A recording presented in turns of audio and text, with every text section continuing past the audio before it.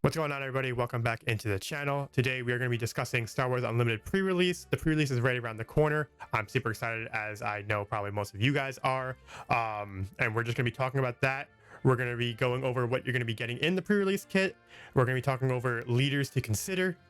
Then we're going to be going into kind of things to think about when constructing a deck, and then we're going to be going into a example on Force Table of deck building and maybe a match using the sealed format deck that we do make. So let's go ahead and talk about the pre-release right away. I don't want to make this a super long video. I'm hoping that doesn't go super long, but again, let's hop right into it. For the pre-release, you get a pre-release kit. And the first thing we're going to talk about are the Luke and Vader promos. So what makes the pre-release so special is that this is the only time in sealed format that you will be able to use these Luke and Vader leaders. So because we were told that we are able to use the promos in our deck building for the pre-release, you have a unique opportunity again in sealed to use these leaders. These leaders are really good. And you know, if you do really enjoy these leaders, go ahead and use them because they are, again, pretty solid. So going into the next thing, the launch kit. So let's say you open up your packs and you don't get the color base that you want. The launch kits for stores gives you that opportunity to choose any base color you want, which is something really cool by Fantasy Flight, to give you that opportunity to play the color that you want with the leader that you get. You do not get to pick any leader from the launch kit. You have to choose from your promos or the ones you get in your packs. But again, being able to get any base that you want, or as it turns a color, is really nice on their part. It's very good, because getting stuck using a color you don't want to use with the leader you want to use could be really kind of lame. So this was a good way to get around that. Now, the final thing we're going to be going over in terms of what you get in your pre-release kit are obviously the packs. Now, these packs are going to be what you're going to be building your deck around.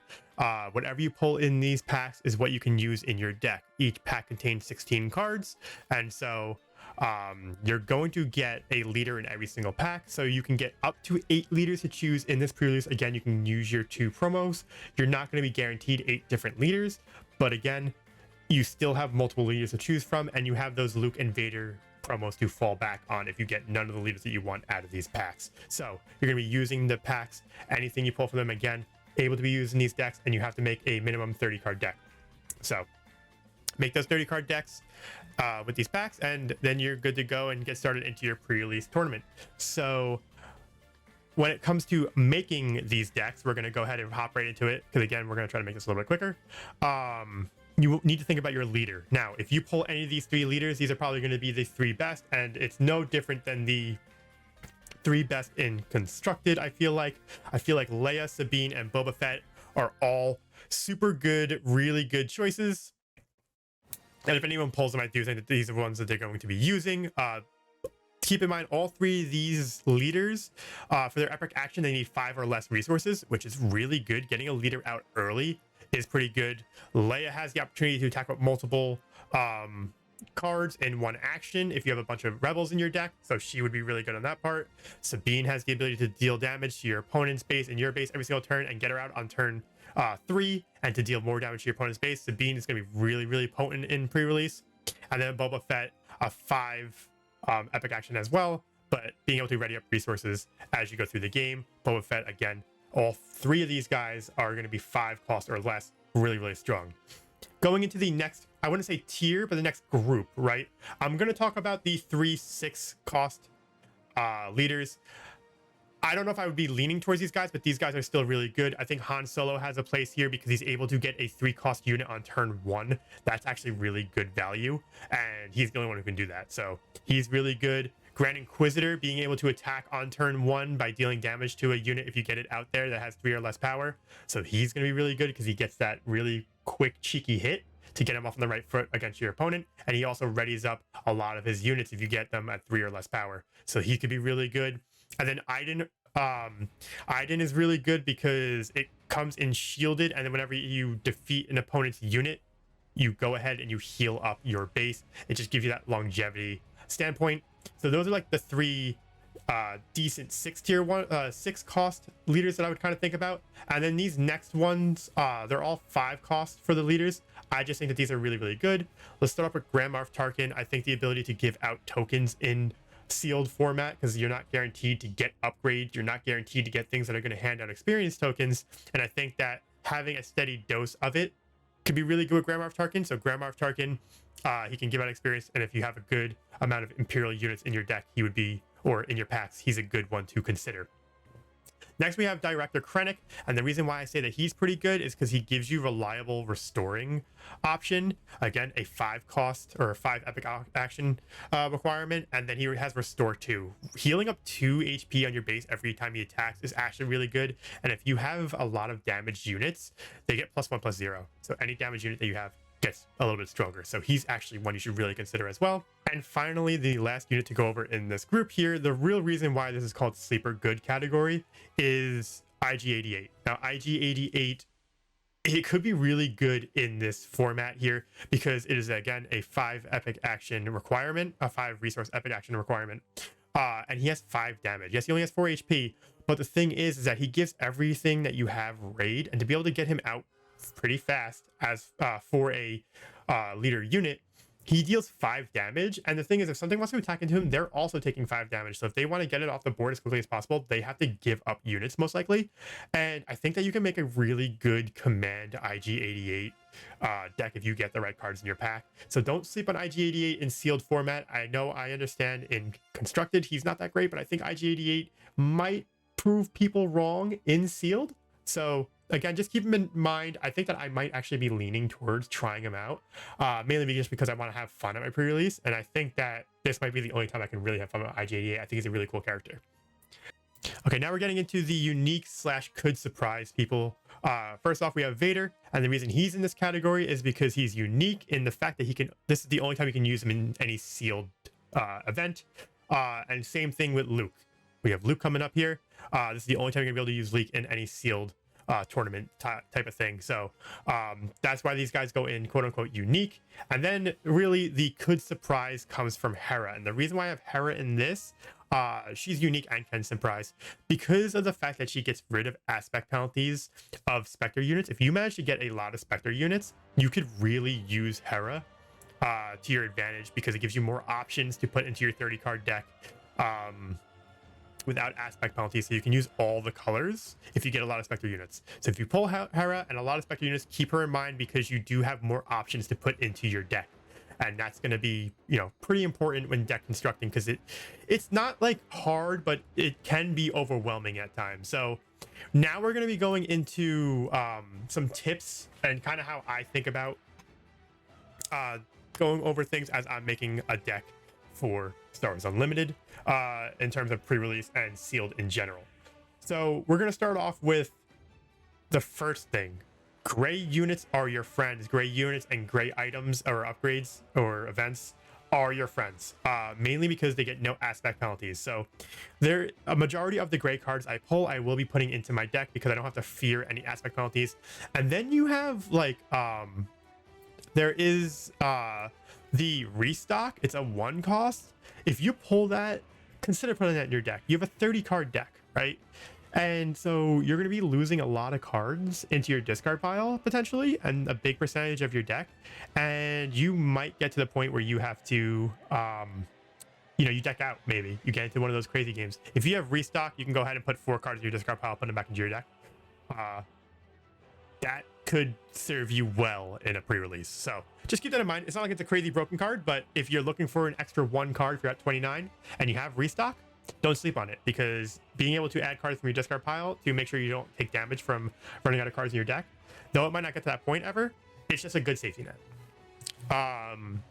Now from there, the next thing you want to look at are single color cards. Okay, first off, with the heroic and villainy cards, if you get more wing leaders and fleet lieutenants than you do imperial, the TIE Advance and the Snowtrooper lieutenants, I would consider playing heroic. But if you get vice versa, you get more TIE Advance and Snowtrooper lieutenants, I would recommend trying to play villainy if possible, mainly because those are like my value units. You play them and they get to do things on top of that, as in attack with a rebel and get extra damage, and being able to put it down to experience. That's actually just really strong in this format. 2 experience from a card you get a unit and 2 experience on another unit if it's Rebel or Imperial. It's just really good. Consider that.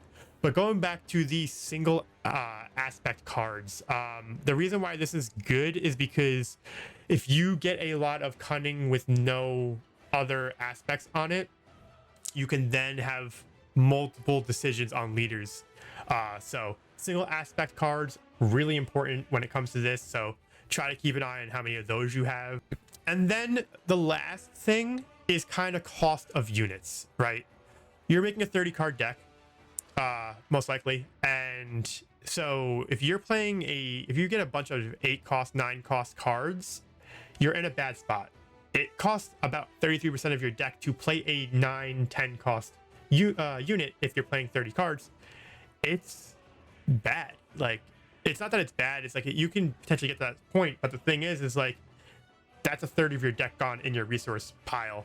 Whereas if you're playing a bunch of 1 cost cards, 2 cost cards, you get a lot more potential units on the board, number one, and number two, you have more options to kind of go about, you know, when it comes to continuing on with the game, because you'll have more resources. Like, you don't have to put down your resources once you get to about 6 or 7, because you have a bunch of low costing units if possible, and then so you get to keep those cards in your hand rather than put them down. It gives you more options in hand and kind of go that route. I just think that having more low costing units to high costing units, though obviously that's how you do it in the normal game as well, but like in this especially, like I would probably only have like 1 or 2 7 and higher units, and everything else try to keep below 5 cost. That's just in my opinion. That's how I'm going to go about it. So those are kind of like the main things to kind of focus on, right? We have the gray units are your friends. If you get a gray unit, really consider putting in your deck, because the no aspect penalty is pretty solid. Number two, the single aspect units are also your friends. I'll keep that in mind, because like you then don't have to worry about having obviously 2 aspects to worry about. So you could play a villainy green deck, and then if you have, you know, 7th Legion and stuff like that, you can play academy training, homestead militia and stuff like that. It just gives you more options to kind of put those cards. So if you get those, keep those in mind, because they can go in any type of deck as far as heroic and villainy. And then again, more low costing units to high costing units. And again, we're going to go over in Force Table making a deck as quickly as possible, and then potentially going into a matchup. So let's go ahead and hop over to Force Table. All right, we are here in Force Table. We are going to be opening up our 6 packs, and then we are going to build a 30 card minimum deck. Now my face is going to be blocking all the leaders that we get, but I will tell you the leaders that we pull in each pack. We're going to pre-release here because it does give us the opportunity to play as Luke or Vader as our leader if we need to. I am going to try to get one of 3 make one of 3 decks. If I do end up getting an IG-88, I will probably try to make that, just to kind of showcase that it isn't butts in this format. But as you can see here, we have a pretty good amount of single aspect cards here, and then as well as a gray card. So going off that, we're kind of, you know, we have a couple of Imperial events, but nothing too crazy that makes me want to set a single color aside right away. But IG-88, okay. So I kind of hope we get enough villainy and command cards, to be honest. But again, these are really good. Tactical advantage, really good. Low costing, gives you a buff, right? Academy training, low costing event, also gives you a buff. So it's looking like I'm going to try to build, if I can, a villainy aggression command deck with IG-88. So let's hope for this. But again, if I don't get it, I have to pivot, and I'll kind of show you how I think about that. We have just a single. Again, it is 5 and below, which is kind of like my threshold. I will be putting the 97th Legion in because like I said, a couple of high cost units, so 1 to 2. So these might be my 2 high cost units, and then we'll kind of go from there. We got some more gray units. This is actually turning out really good. We have Confiscate. We could defeat an opponent's upgrade, which could be pretty good. Another Academy training. So this is actually turning out to be a really good pre-release for us, because we are kind of keeping within what I was saying. Dude, this is my 3rd Krennic. It's kind of crazy. Overwhelming Barrage. Perfect. All right, we're set. Okay. Imperial Interceptor, really good 4 cost card. Just a green card. This gives me restore if I have initiative. Again, it gives me an opportunity to heal. That, you know, obviously you have options and can get that often in constructed because you're making the deck, but we have one more tactical advantage. This is actually gonna be really good. I'm actually kind of excited. I hope this is how my pre-release. I like Boba Fett. And me, and I'm not gonna be playing Boba Fett, so people might be like, in real life, I still wouldn't play Boba Fett. I don't want to play any of the 3 decks. I don't want to play Leia. I don't want to play Sabine, and I don't want to play Boba Fett. I want to have fun. Not that those decks aren't fun. I just want to play something different than everyone else. I do think that that's where everyone's going to be kind of going towards or leaning towards. But as you see here, more single color. We have the 3rd tactical advantage, which is perfect for pre-release. Vanguard infantry, which is pretty solid. Strike True, which is really good. Single aspect card. And our final pack, I don't think we got many aggression cards, not gonna lie, but we got a couple TIE interceptors, Force Choke, which is really good. We don't have any force units really, but I'm not really worried about that. Another aggression card. And each player declares all but 2 cards, so that's kind of fun. And Homestead Militia. So that being said, we didn't really get any Sentinels for the colors that we are going to be playing. I might consider taking an aspect penalty. We do have Homestead Militia, so if we have 6 or more resources, it does become a Sentinel, so that could be kind of clutch for us, but let's go ahead and start building our deck. So the options that we have, as you can see on the board, I think I pulled 3 Krennics. Like, no joke. Even though I know that I only pulled 2 because there's 4 different guys here, it felt like 3. But I'm going with IG-88. And we are going to be going with the command base. I was seeing if I got any rare bases. I did not. So let's go ahead and go command center. And let's go ahead and start looking at our grounds. So like I said, actually, I think our 2 bigger units should be these 2. Being overwhelmed is another ability that you should really kind of look at. I wouldn't say like, you know, you need it 100%, but it does kind of allow you to, you know, attack over your opponent's things and then kind of go from there. Ambush. So we got Callus for ambush, which is really good. 2 tubes, one of my favorite cards. I'll come back to Blizzard AT. Yularen gives us more healing. First Legion Snow Trooper. If there's damage, we get to do more. Dude, this is a really good. Again, we have a ton of low costing cards here. No, don't want to put that. Homestead, we have Overwhelm, which is pretty good. And on attack, if you control a leader unit, give a friendly unit this phase +2/+2. Pretty good. 2 cards here.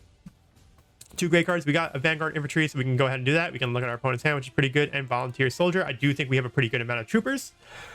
So right now we are playing half our deck as ground units, and I think that, listen, if we need to, we'll come back and maybe add Blizzard AT-AT if we really need a card, but I do think that leaving these 2 8-cost cards on the bench while we have our high-costing cards as 97th Legion and AT-ST could be, I think we have a pretty good ground spread here. We definitely need this because we have pretty good restore option, a Sentinel in space, pretty good.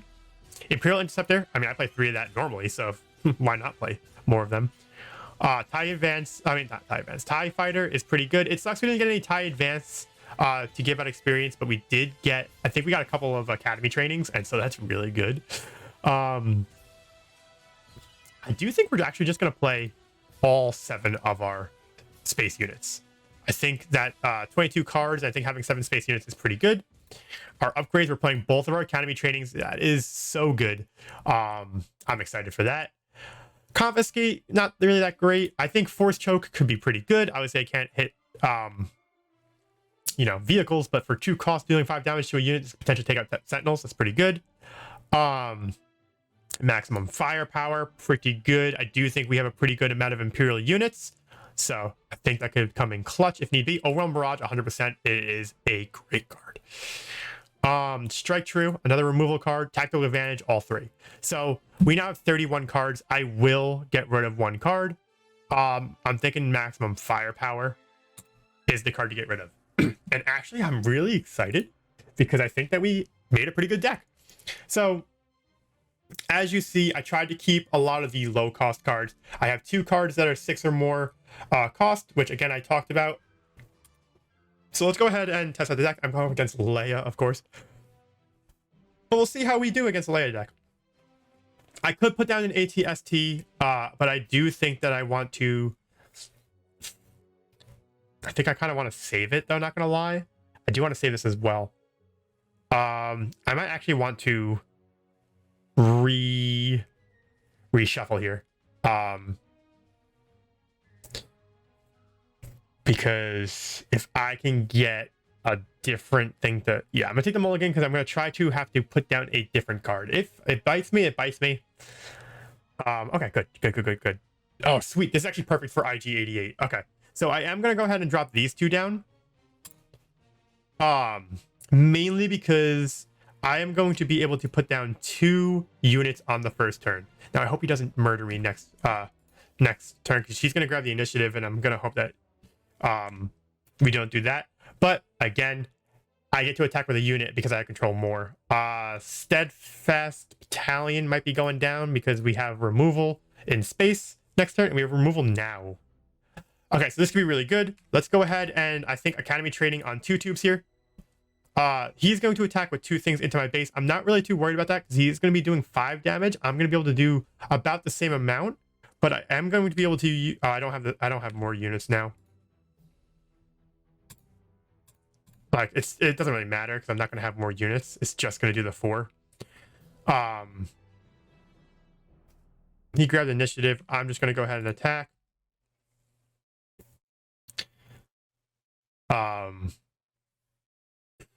And I'm going to pass. So now we have an opportunity here to take out his saboteur. We don't really have a sentinel to really worry about. I'm not really worried about that either.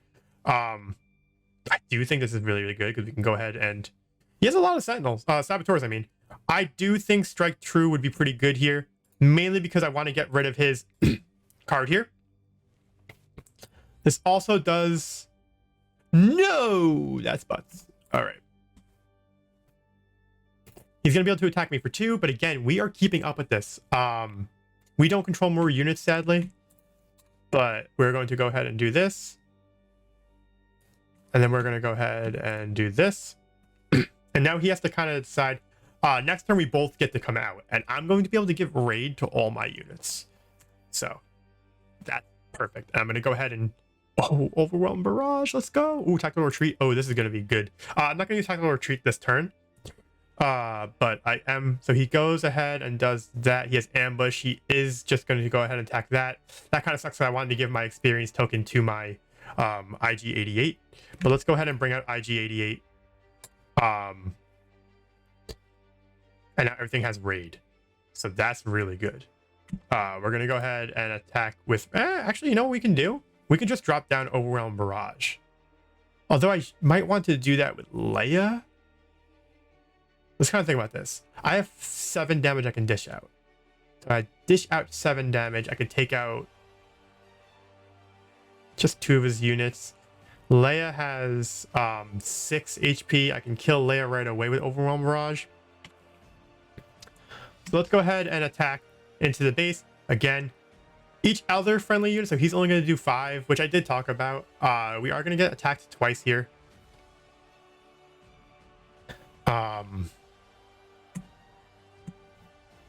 Let's attack into the base for 2. Out comes Leia. Let's attack into the... I'm trying to think. What's better? Actually, I think the better thing to do is maybe give a unit. He'll deal... No, actually, I think we just win here, right? So we attack with 5, and then next turn... Not that it really matters. I should have attacked with him earlier, but I'm doing 6 because I have raid, and I just grab initiative, and I just win. And as you can see here, like, this deck that we built was really good. Obviously, our pulls from our packs were really good. Tactical advantages that we didn't get to use it, really good. He probably should have started to attack my units a little bit sooner. But with that being said, it's not that big of a deal. We just built a, like, we're going to be using small things to deal out damage. And even if he did kind of kill 2 tubes, we would have made IG-88 a little bit stronger using his attack to take out a couple of units. We would have then been forced to use Overwhelm Barrage, but there was no need for us to kind of panic because we just knew that attacking with our units kind of took care of the base.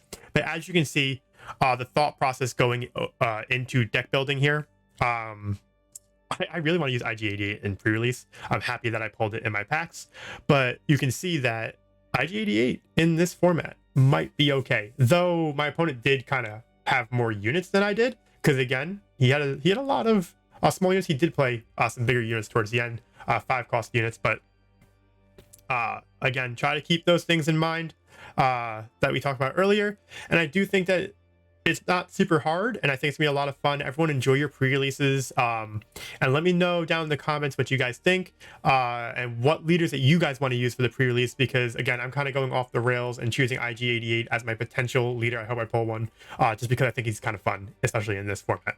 So with that being said, we're gonna go on and get out of here. I hope you guys enjoyed. If you did and you guys are new here, make sure to hit that sub button. We're going to be getting a ton of content because Star Wars Unlimited is about to release. We're going to do streams of pack openings. We're also going to have giveaways. I have a couple of things I'm going to talk about when the set comes out as far as giveaways go, but I have a ton of things planned for live streams, so get excited for that. And again, thank you so much for the support lately. It's been greatly appreciative. I can't do what I do without your guys' support, and I greatly, again, appreciate all you guys do for me, and I'll see you guys on the next video.